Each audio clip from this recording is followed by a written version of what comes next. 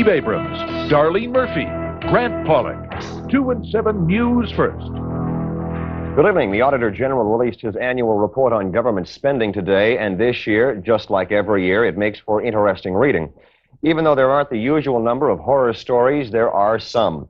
One involves the investment of $400,000 in a Nova Scotia coffin factory that has sold only one coffin.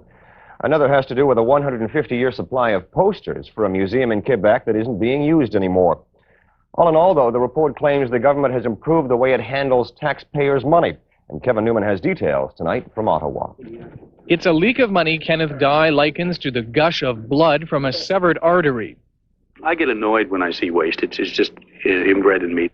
Each year, hundreds of millions of dollars worth of loopholes are discovered in the $28 billion in tax breaks handed out to troubled sectors of the economy. And because the support is a tax break, not a subsidy, neither Parliament nor the Auditor General can tell if it's money wisely spent. Well, tax expenditures are enormous. I mean, they're about 1/3 of the action in terms of government expenditure. What is the Minister doing to improve controls and information to Parliament? The Department of Finance is in the process of developing an evaluation unit so that we can look more closely at these tax expenditures. Kenneth Dye's sixth report as Auditor General catalogues other striking examples of poor accounting. His investigation uncovered a 4-year, $200 million employment program that MPs seem to use for quick make-work programs. Some veterans in Canada received overpayments of $26 million last year, while others were shortchanged by $3.8 million. There are the usual examples of underused government office space, and a repeat of a warning that the CBC's accounting system doesn't work. Mr. Dye also issues a stern warning that some of Canada's 750 pension plans face collapse because of inadequate government supervision. He calls the situation a potential time bomb. The inspection group is relying on management assertions. It would seem to me that something more is needed. On balance, however, the Auditor General says the government is taking greater care in how it spends money. But as he's done in previous years, Mr. Dye highlights a particularly absurd example of government overspending in this year's report.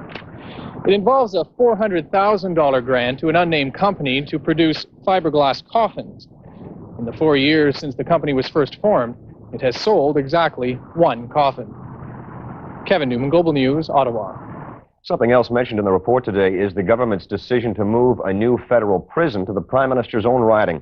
The report confirms what opposition MPs have been saying for weeks now, that the decision is a waste of millions of dollars. And we get that story tonight from Ottawa Bureau Chief Doug Small. The Mulroney government's decision to place a prison here in the Prime Minister's job-short riding in northern Quebec may make sense in terms of regional development.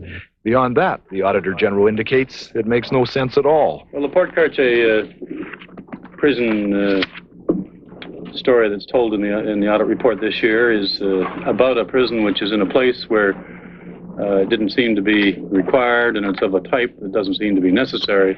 In his report, the Auditor General says it will cost an extra $11 million to build the high-security prison in remote Port Cartier, an extra $30 million more to run it there rather than at the originally planned Drummondville site farther south. Each cell will cost some $272,000, and the prison will have bigger kitchens and other facilities than it needs because it's been ordered built by 1988, a possible election year, forcing officials to use blueprints already drawn for a larger institution. Despite that, the Auditor General says inmates may emerge less fit for society than when they entered because Port Cartier is so remote.